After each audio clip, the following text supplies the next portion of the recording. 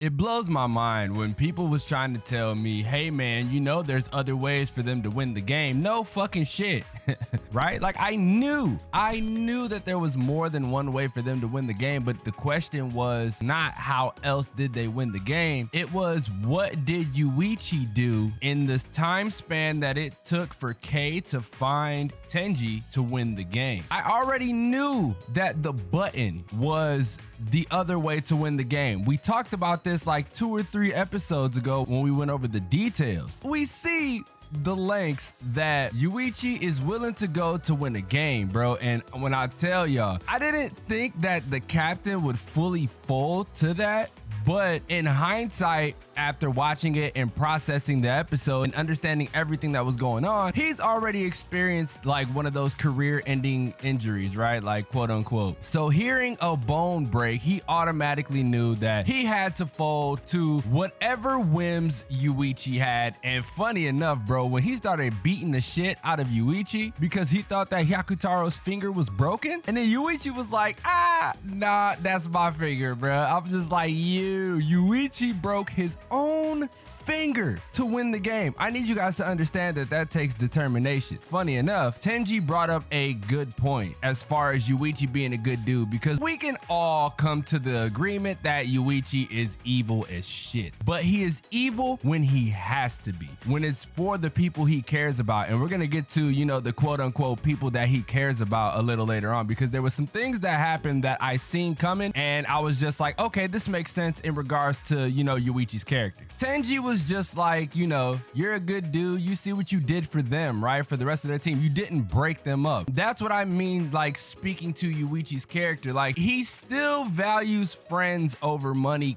kind of, right? Like it's a delicate balance for him, a delicate evil balance for him. Because sure, you know, Yuichi loves money. We seen that with the old dude that he was with, whether or not that's like his actual dad or his, you know, whatever the fuck that is. But his mom, on the other hand, was just like, you know what I'm saying, you gotta value friendships over money because that shit could get you a long way. And that definitely comes true, like even IRL, you know, they always say like it's not what you know, it's who you know, and you know, stuff like that. So having people and connections here and there is vastly important. So Yuichi valuing, you know, friendships still at this point, sure, the little dark side of him came out. He was like, you know, if he had not pressed that button anytime soon, I would have really broken Hyakutaro's finger. I told y'all, bro, he figured this shit out. He figured out that the power dynamic was swapped, so he knew that Kei was the leader and that Maria was with management. He even told Maria, was like, yo, Maria, tell management I'm finna crush all of y'all. That shit was tight. I really respect that because I think Maria fucks with Yuichi low-key after this. But here we go. This is where, because I remember we talked about this before, because I don't remember exactly what episode it was that we talked about it, but I said that maybe Shiho's pops has something to do with all of this, right? Like maybe he does, because oh shit, it was the episode where Tenji was talking about his past and, you know, Shiho's dad being like with the police force and shit like that. Okay, I don't remember exactly what episode that was, but that was the one where we talked about it. After we already met up with Kokorogi, and Kokorogi was letting us know like, okay, a whole bunch of this shit went down at the school. You know, Shiho and Shibei, they got ran out because they all thought that they was in on, you know, the whole money scheme, and we all know that was Tenji in the first place. We end up going to Shibei crib, and Shibei is getting walked out by the police force.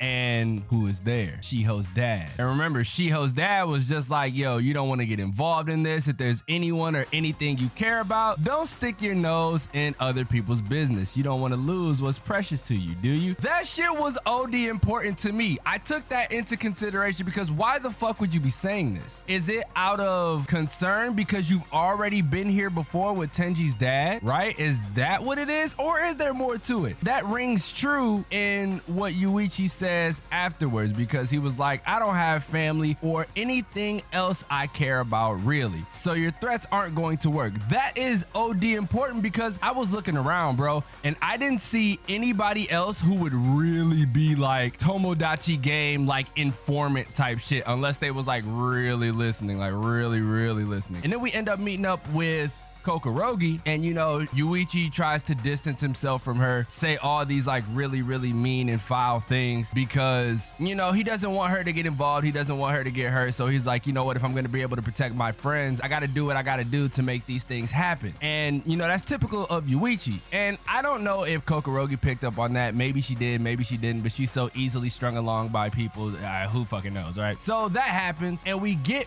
back to Yuichi's crib, and he gets a call. He gets a call from an unknown number, right? And this is super important. I'm pretty sure it's like Manabu, right? I'm pretty sure it's Manabu, and he talks about, you know, starting a surprise Tomodachi game, right? That surprise Tomodachi game is what caught me off guard, because there's something that this unknown caller, or a Manabu, that we're just gonna say for instance here, right? Like it's definitely got to be a Manabu. He goes on to say, is it true that threats don't work on you because there's nothing and nobody you care about? Who the fuck was listening? Who did he say that shit exactly to? And that was to Shiho's dad. So maybe Shiho's pops really does have something to do with it, or you know, maybe it was just the way they framed all of this stuff, because I have a lot of thoughts about how they frame things and the way they try to make things seem, you know what I mean? Just like the whole Shibei and his dad thing, making it look like Shibei was the one who murdered his dad. And it's interesting because Shibei ended up in the same situation Tenji was in, so maybe Tenji can pull something from this in order, you know, for us to help out Shibei. And it's weird the way that this next Tomodachi game is gonna go, because